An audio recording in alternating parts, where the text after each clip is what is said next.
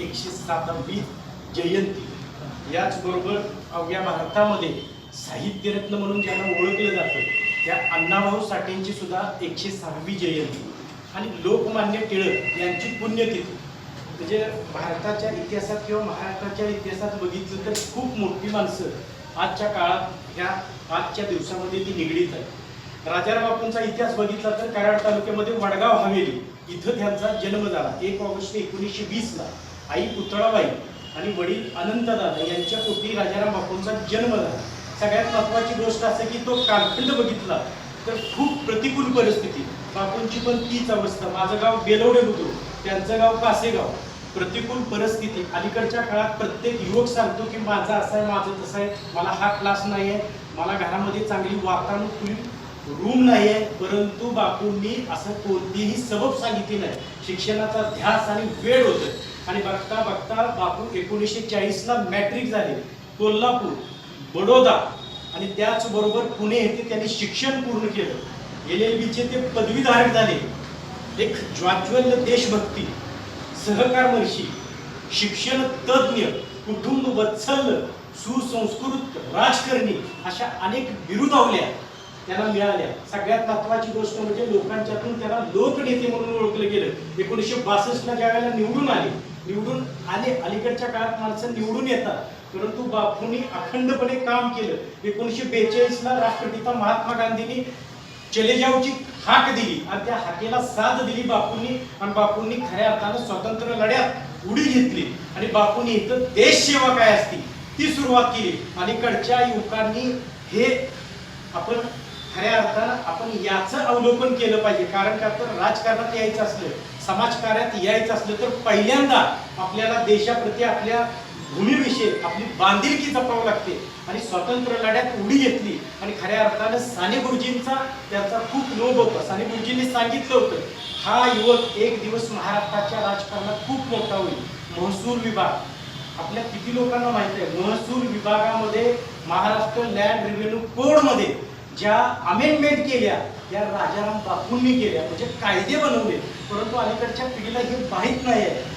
वीज खाता असू दे, उद्योग खाता असू दे, सहकार खाता असू दे, ही सर्व खाती त्यांनी अतिशय चांगल्या प्रकारे सांभाळली.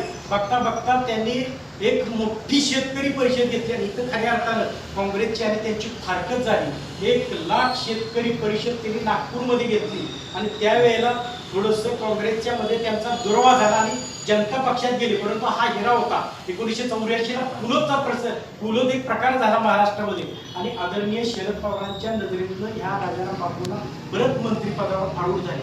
आपल्याला जेवढी मंत्रिपदं मिळाली ती मंत्रिपदं स्वतःच्या विकासासाठी न ठेवता संपूर्ण वाळवा तालुका, सांगली जिल्हा आणि अवघा महाराष्ट्र या संपूर्ण पदाच्या माध्यमातून विकसित केला. आणि महाराष्ट्रामध्ये त्या काळचे जे दिग्गज होते, वसंतराव दादा पाटील, राजाराम बापू पाटील किंवा या भूमीचे स्वर्गीय यशवंतरावजी चव्हाण, ह्या सगळ्यांचं नाव ह्या इतिहासात नोंद घेतलं जातं. राजाराम बापूंना सुसंस्कृत राजकारणी का म्हणायचं? वसंतदादा आणि राजाराम बापू यांच्यामध्ये जरूर राजकीय मतभेद होते, परंतु त्यांनी कधीही एकमेकांबद्दल कधीही खुलेआम कधीही बोलले नाही.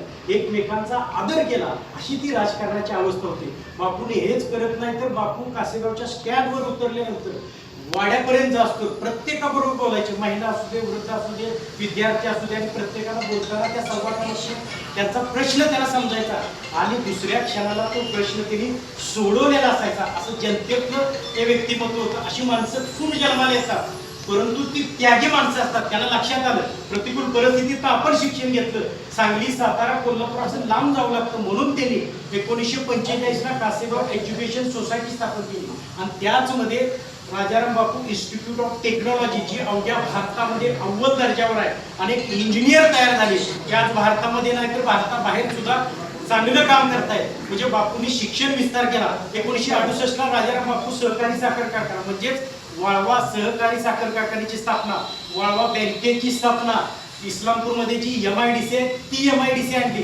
बापूंनी पूर्णपणे सांगली जिल्ह्याचा, वाळवा तालुक्याचा चेहरा मोहरा बदलला. महाराष्ट्राच्या जे काही त्यांना पदं मिळाली त्या पदामध्ये जे आमूलाग्र बदल करता येतील, ते लोकांच्या हितासाठी ती पॉलिसी वापरेल, असं विकासाभिमुख नेतृत्व म्हणून राजाराम बापूची दखल महाराष्ट्रामध्ये घेतली जाते.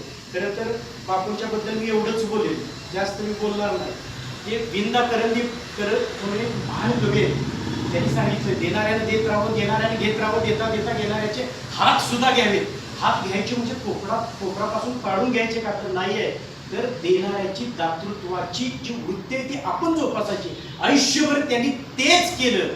वाळव्यातल्या लोकांनी बघितलं, शेतकऱ्यांना त्यांच्या पिकांना भाव येत नाही, हे आत्ता शेतकरी संघटना म्हणते, पण बापूंच्या लक्षात आलं आपण शेतीतनं आपला संपूर्ण कुटुंब शेतकरी, माळकरी कुटुंब, परंतु त्या उसाला भाव नाही म्हणून त्या राजाराम बापू कारखान्याची स्थापना आहे. आणि आपण जर बारकाने बघितलं तर बापूंनी त्या कारखान्याचं चेअरमन पद असू दे किंवा ती कधी स्वतःसाठी घेतलेलं नाही. आज पण तीच अवस्था आहे. आदरणीय त्यांचे सुपुत्र सुद्धा तेही कधी त्या तिथं बसले नाही. प्रत्येकाला त्यांनी विकेंद्रीकरण केलेलं आहे. आणि अशी माणसं, मी म्हटलं तसं, देणाऱ्यानं देत राहावं, आयुष्यभर त्यांनी तेच केलं. आणि दुर्दैवाचा काळ, प्रत्येकाला शेवटचा एक कुठं तर आपली यात्रा ही संपवावी लागते.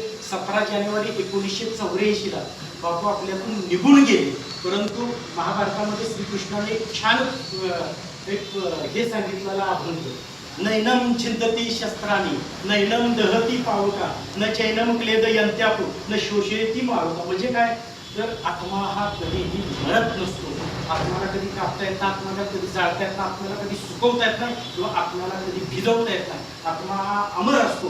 बापूंचे विचार, बापूंची विकासाभिमुख जो दृष्टिकोन होता, तोच दृष्टिकोन त्यांचे सुपुत्र, राज्याचे महान नेते आदरणीय जयंतराव पाटील तितक्याच क्षमतेनं पुढे येत आहेत. 1981 साली राजाराम बापू बँक स्थापन झाली. बघता बघता महाराष्ट्राच्या, पश्चिम महाराष्ट्रामध्ये एक चांगली नावलौकिक प्राप्त केलेली बँक म्हणून, मी नाही म्हणत तर रिझर्व्ह बँकेनं अधिकृत केलेली बँक म्हणून आज आपण हे नावारूपास बघतो. म्हणजे हा संपूर्ण जर खटाटोप बघितला तर केवढं मोठं बापूंनी केलेलं कार्य त्यांचे पुत्र पुढे येत आहे. देणाऱ्याला देत राहावं, जसं म्हटलं तसं मी, हिरव्या पिवळ्या डोंगराकडून हिरवी पिवळी शाल घ्यावी, सह्याद्रीच्या कड्याकडून छातीसाठी डाग घ्यावी, वेड्या पिस्या ढगाकडून वेडे पिसे आकार घ्यावे, शांत वाहणाऱ्या भीमेकडून तुकोबाची माळ घ्यावी. देणाऱ्यानं देत राहावं, घेणाऱ्यानं घेत राहावं, घेता घेता देणाऱ्याचे एक दिवस हात सुद्धा घ्यावे. हेच आपण केलं. बापूंनी आपल्याला देत राहिले. त्यांच्या चिरंजीवांनी त्यांच्या संस्था अतिशय तेवढ्याच ताकदीनं पुढे नेल्या आणि त्यामुळंच आज आपण तुमच्या आमच्या संसारामध्ये सुख समृद्धी आली. त्या महान नेत्याला, त्याचबरोबर अण्णाभाऊ साठे आणि त्याचबरोबर लोकमान्य टिळक या सर्वांना मी विनम्र अभिवादन करतो. आणि थोडंसं मला इथं बोलायची संधी दिली. आपला आभार न मानता आपल्या ऋणात राहणे मी पसंत करतो. थांबतो. जय हिंद.